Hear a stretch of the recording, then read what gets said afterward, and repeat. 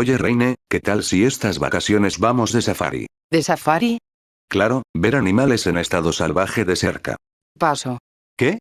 ¿Por qué? Bueno, ya he ido, pero tengo un recuerdo que quisiera reprimir. ¿Qué cosa? Pues verás.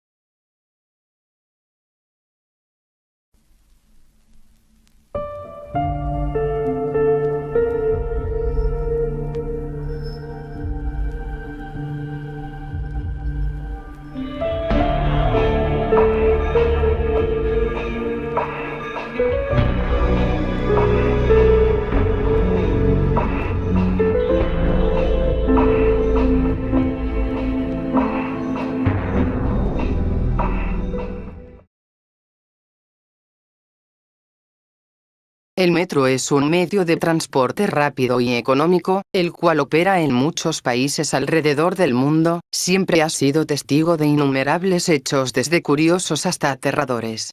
Si sus instalaciones pudieran hablar, ¿cuántas cosas nos contarían? Saludos.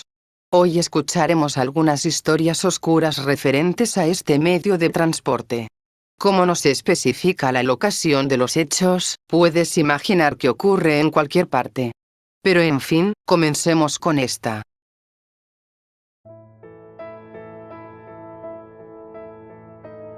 Yo tenía 19 años, estudiaba ingeniería en la universidad, todos los días me despertaba a las 6 horas, me alistaba, me cambiaba y me iba a la universidad.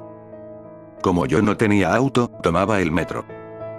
Al terminar la jornada de estudios a las 21 horas, tomaba de nuevo el metro de regreso, pero como mi casa quedaba muy lejos, duraba a veces hasta 4 horas para llegar a la estación más cercana de mi casa.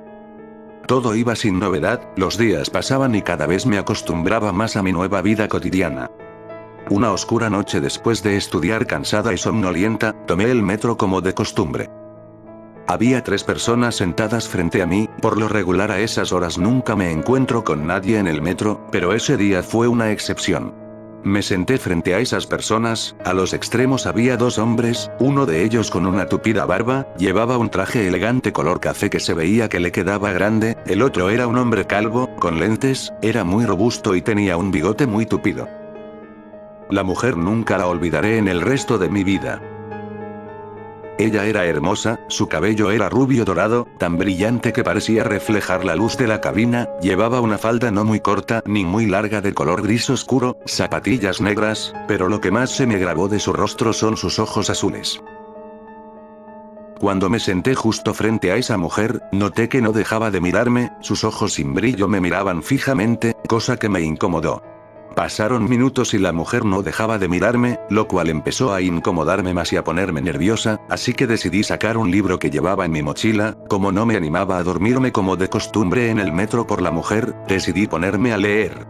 Pasaron minutos y yo seguía leyendo, se me había olvidado por completo la mujer que tenía enfrente, hasta que decidí mirarle de nuevo. Quedé asombrada. Esta mujer seguía mirándome con sus ojos sin vida y lo que es peor, su postura no había cambiado. Mucho tiempo y no dejaba de mirarme, me daban unas inmensas ganas de decirle que deje de mirarme pero no me animaba, así que decidí seguir leyendo aunque ya no me podía concentrar. Justo en eso, el metro se detuvo antes de llegar a mi destino, las puertas se abrieron lentamente y un hombre entró. Era alto y delgado, de piel oscura, usaba lentes y se sentó junto a mí. Maldición, pensé, ahora no solo me preocuparé de la mujer, tendré que cuidarme de este hombre, no vaya a ser un pervertido y se quiera pasar de listo conmigo, en definitiva, ya no pude volver a concentrarme en mi libro. Pasó más tiempo y la mujer no había dejado de mirarme, entonces volteé a ver a los otros 2 hombres que estaban junto a ella. Uno de ellos se veía muy nervioso y transpiraba mucho. Estaba a 2 estaciones para bajar, el hombre que estaba sentado junto a mí, se acercó lentamente a mi oído, y con una voz discreta y tenue me susurró que no muestre ninguna emoción a lo que me va a decir, y no le responda, que vaya con él porque corro mucho peligro aquí. Sus palabras me dejaron sin aliento pero intenté no demostrarlo, así que le hice caso y me bajé del metro junto a él. ¿Viste a esa mujer que estaba en medio de esos hombres?, me preguntó. ¿Cómo no verla, si la maldita no despegó su vista de mí en todo el camino? Le respondí extrañada de lo que me decía. Bueno, pues esa mujer estaba muerta. Quedé incrédula de lo que dijo. ¿Pero cómo lo sabes?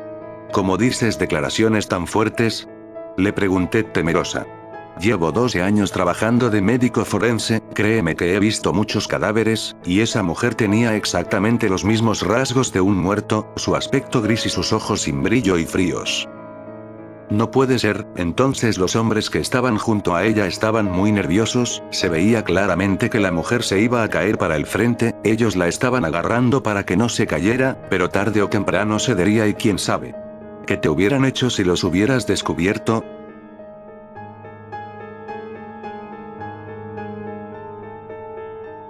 Se dice que aparece en días terribles en las instalaciones del metro de la Ciudad de México. Es una historia que tiene algo de verdad. Durante los aguaceros, en el umbral del subterráneo y su salida, una anciana te pide que la ayudes a cubrirse con un gabán para no mojarse.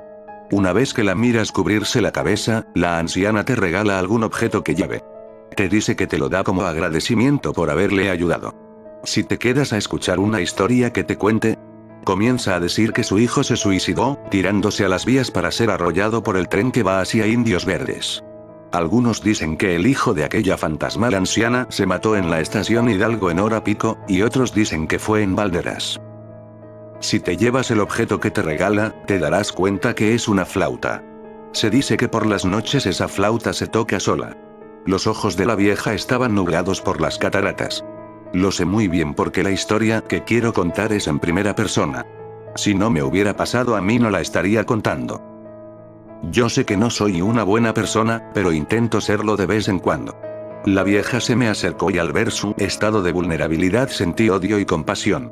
Odio sobre todo, porque pensé que me pediría dinero, estoy harto de que me pidan dinero. Cuando me dijo lo que necesitaba, actué en contra de esta emoción que me estaba dominando, y la ayudé a ponerse su cobija. ¿Por qué no se espera un rato? Le pregunté a la señora al ver que el aguacero arreciaba. Las gotas chocaban contra el techo de la estación produciendo un sonido molesto. Es de más sabido, que la terminal de Indios Verdes se convierte en un verdadero caos en días así.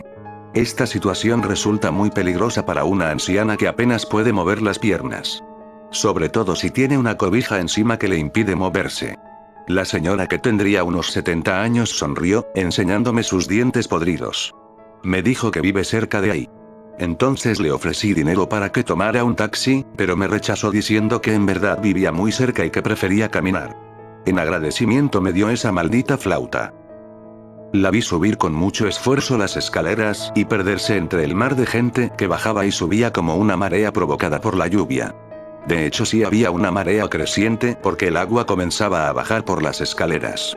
Ese día fue caótico porque el paradero había colapsado. Al llegar a casa, después de 3 horas de camino por las lluvias, cuando normalmente me hago 1 hora, vi en los noticieros el reporte de las inundaciones. Lo que escuché en el televisor me dejó helado. Una anciana murió ahogada cuando intentaba cruzar el paradero Indios Verdes. No pude con la noticia. Tomé la flauta y la arrojé a la basura, en un activo instintivo de rechazo.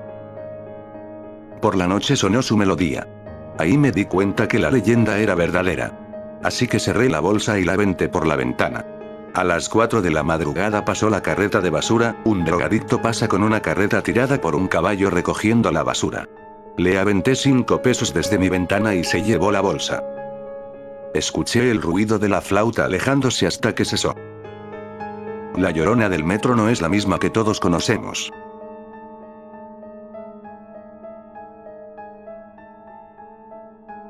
Uno de los tantos trabajadores del metro tiene la costumbre de citar a su novia en una de las estaciones subterráneas del medio de transporte. Los identificaremos como Gabriel y Sandra. El tema es que en esa estación el día anterior, un hombre se suicidó siendo destrozado por el convoy que estaba llegando. Al llegar su novia a esta estación, Gabriel le contó lo ocurrido y se acercaron al lugar donde ocurrió el deceso, aún se podían apreciar manchas de sangre sobre las vías. Tras escuchar el relato, Sandra comenzó a tener malestar general incluyendo fuertes dolores de cabeza, es en eso que Gabriel decidió ya llevarla a su casa. Ella siempre había sido escéptica hasta que tuvo sus primeras experiencias sobrenaturales. Primero comenzó a tener pesadillas en las que un extraño pretendía hacerle daño. Después sentía que algo o alguien se sentaba a la orilla de su cama en medio de la madrugada, por lo que ella se lo contó a sus padres que, como era de esperarse, no le tomaron en serio y le dijeron que solo estaba sugestionada por lo que Gabriel le había contado y que mejor lo olvidara. Las manifestaciones estaban aumentando cada vez más. La vida de Sandra había sufrido un cambio, se convirtió en una mujer retraída que cualquier ruido repentino la exaltaba. Pensaba que estaba comenzando a perder el juicio hasta que una de esas noches en las que despertaba, vio una sombra al pie de su cama. Intentó gritar pero quedaba paralizada, así que la sombra se acercó a su rostro para decirle con desesperación que no debía de haber muerto, que aquel hijo de puta lo empujó hacia las vías para quedarse con lo que había robado, pues el alma que le estaba hablando, en vida era un delincuente. Se dirigió a Sandra al elegirla como la que vengará su muerte. Si responde que sí, le compensará con mucho dinero. Por otro lado, si dice lo contrario, nunca le dejará en paz. Ella tuvo problemas para soportar tener aquel descarnado rostro tan cerca, hasta que finalmente gritó a su madre, quien en compañía de su padre acudieron rápidamente a la habitación donde fueron asaltados por un fuerte olor a drenaje y un frío intenso. Demoraron toda la noche para tranquilizarla sin lograrlo por completo. Sus padres no sabían qué estaba pasando, así que un día la llevaron con un psicólogo. Les informó que Sandra estaba muy alterada por una fuerte experiencia y debía ser sometida a diversos estudios para descartar una esquizofrenia y recetarle calmantes. Por unos días, Sandra mantuvo el reposo en casa hasta que las supuestas alucinaciones no se presentaron más. Un día, estando sola en casa, volvió a escuchar esa voz llamándole de nuevo, diciendo que le ha desobedecido y que ahora le ordena ir al lugar donde fue asesinado. La chica, como hipnotizada, se dirigió al lugar señalado en un momento en que había mucha gente por ser hora pico. Ella no supo cómo llegó ahí y escuchó de nuevo la voz, ordenándole que se arroje a las vías cuando llegue el convoy como castigo por no hacer lo que le dijo para acompañarlo al infierno por toda la eternidad. En ese momento el tren estaba llegando al lugar donde estaba esperando, pero justo a tiempo uno de los usuarios la toma del brazo y evitar el fatal desenlace. Ella reaccionó y con sorpresa se dio cuenta de lo que estaba a punto de hacer sin saber cómo fue que llegó a ese lugar. Luego se dio vuelta para ver quién la salvó, pero no había nadie. Es así que angustiada volvió a casa, donde se encontró con su preocupada madre, le contó lo sucedido y la preocupación aumentó. Luego de un tiempo el caso se dio a conocer en la radio, donde fue invitada con un espiritista para tratar el asunto. Más tarde el hombre notó que Sandra tenía un espíritu de oscuridad habitando en su interior, para después ser acompañado por unos parapsicólogos. Notaron cómo Sandra tenía una extraña actitud, pues su mirada de momento se perdía y el tono de su voz cambiaba para luego ser interrogada. ¿Quién eres y qué haces dentro de ella? La voz cambiante de Sandra decía, ¿qué te importa? Ella es mía y me la voy a llevar. El espiritista le dijo que no se la va a llevar y hará lo que sea para sacarlo de ahí y enviarlo a donde pertenece. Vete a la chingada, nadie podrá impedirlo, decía de nuevo el ser oscuro, y de nuevo la chica desmayó. La situación era muy tensa, pues se estaban enfrentando a un caso difícil donde se trataba de un espíritu de oscuridad acompañado por varios demonios. Después lograron despertarla, pero no respondía como ella o como el ser oscuro, entonces comenzaron a orar a su alrededor provocando que suelte un fuerte alarido para caer de nuevo inconsciente. Debido a lo suscitado, aparecieron los familiares del hombre que había caído a las vías tiempo atrás, confirmado tras una investigación. Sandra despertó luego de eso y se enteró de lo que pasó. Los familiares del occiso cuya visita tenía como propósito era el de asegurarse de que se trataba de la misma persona y de ser así, poder dar con el agresor que lo arrojó a las vías para exigir justicia. Fue entonces que le mostraron una fotografía del fallecido y es el que ella reconoció, para suplicar por ayuda ya que puede volver. Pero después de eso, los familiares del fallecido solo supieron que el hecho fue un homicidio y no de un accidente.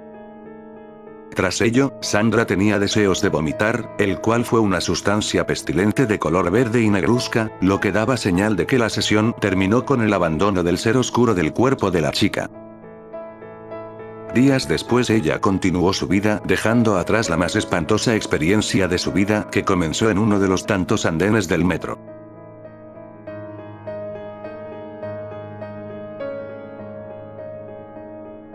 Mi amigo y yo estudiamos en la universidad. La historia comienza en un viernes hace más o menos un año. Mi amigo, al no ser de aquí, no tenía tampoco un vehículo, así que su único medio de transporte es el metro y como todos sabemos, este cierra a la medianoche, así que él abandonó la fiesta 20 minutos antes de que el servicio terminara. Ahí alcanzó el último tren y se dirigió a la terminal. Él tiene la costumbre de viajar en el último vagón del metro ya que le considera como el más cómodo y como debía de recorrer 9 estaciones decidió dormir en el proceso. Al llegar a la terminal, fue despertado por el aviso de que todos debían de desalojar el tren. El vagón ya estaba vacío cuando despertó, a excepción de una señora que también estaba dormida, así que se acercó a despertarla. La señora era del aspecto de una indígena, ella despertó con un sobresalto y le dijo que han llegado a la terminal para salir del tren.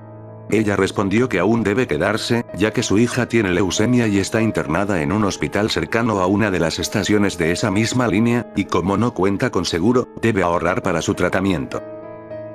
Mi amigo le dijo que ya no había nadie y hay que bajar, pero ella insistió en quedarse, así que sin más remedio sacó una moneda para dársela y salir del vagón. Mientras salía se encontró con uno de los vigilantes y decirle que aún había alguien en el vagón para luego continuar su camino por el andén, pero al ir por las escaleras el vigilante le dio alcance para preguntarle si realmente estaba seguro de que había alguien en ese sitio, pues se encontraba vacío. Extrañado le contó sobre la conversación que sostuvo con ella además de describirla. El vigilante cambió su semblante al escuchar a mi amigo, para luego responderle que él no ha sido el único que ha contado algo similar, contándole que unos meses atrás, alguien con esa descripción se arrojó a las vías, más o menos a esas horas cerca del cierre. No murió al instante, pues llegaron los paramédicos y ya no pudieron hacer nada, solo tenía a su hija que había perdido la vida ese mismo día. Desde entonces, ya no ha vuelto a viajar en el último vagón del metro y menos a altas horas cerca del cierre. Las historias de esta serie son basadas en leyendas urbanas sin especificar el país donde éstas tengan su origen. No obstante, hay algunas donde es evidente la ubicación a la que pertenece. En cualquier país donde exista este medio de transporte, siempre se van a contar historias de cualquier tipo, así que el material, si bien es escaso dependiendo del contexto, siempre habrá algo que contar. En fin, creo que por ahora es todo. Hasta pronto.